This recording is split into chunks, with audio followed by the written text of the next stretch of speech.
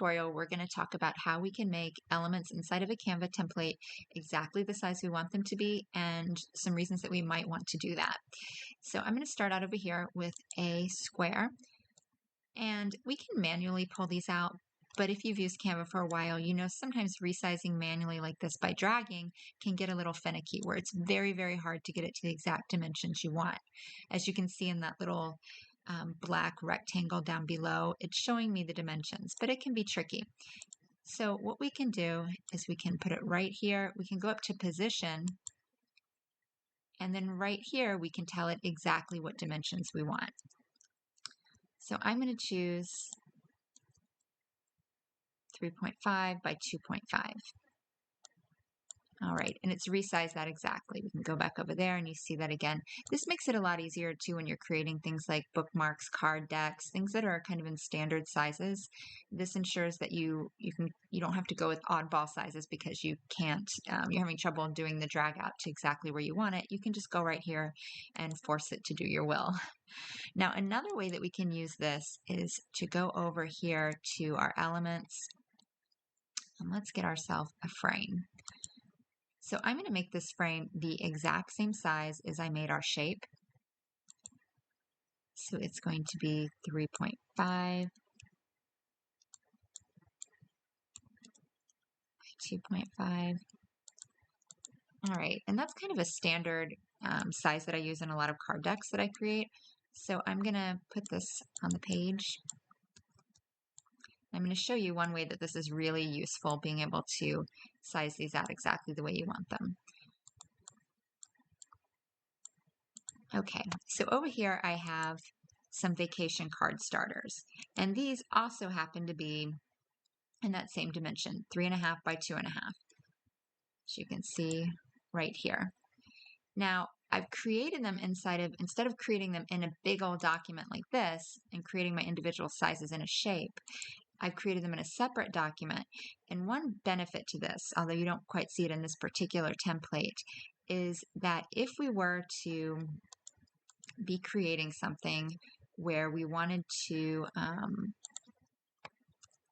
have some design elements that maybe overhung the edge, and we wanted that for the purpose of the design, but we don't necessarily want our customers, for instance, if we're selling the product, to see that.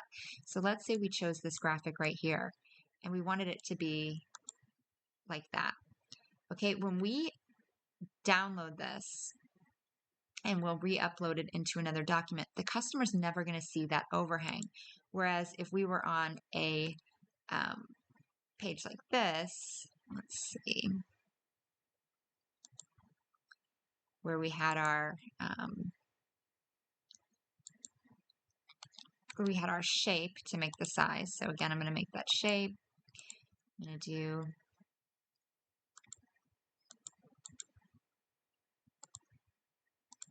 3.5 by 2.5.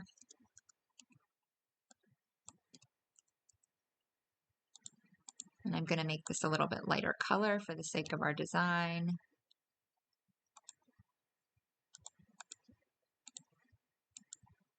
Use that same design over here. I'm going to go a little larger so we can see what we're doing.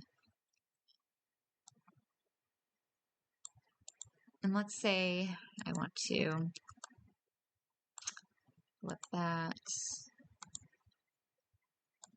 I'm going to have it on both sides on all my cards. And all of my cards are going to be like that same design. I'm not really going to space these out perfect. This is just for the purpose of showing you an example.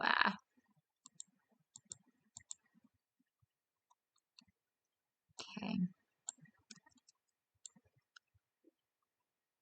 Now, I don't know about you, but I would never want to give this product to a customer where they would be cutting out these cards and they have all of these designs cut off.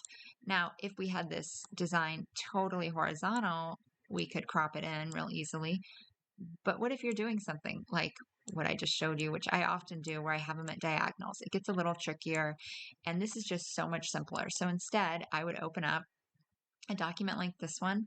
I would size it to exactly the size of the card deck or place cards. I often do this for place cards, like for a dinner. And this way I can create it how I want. Then you'll export it. So you'll download it as a PNG. Then you'll upload your PNGs over here.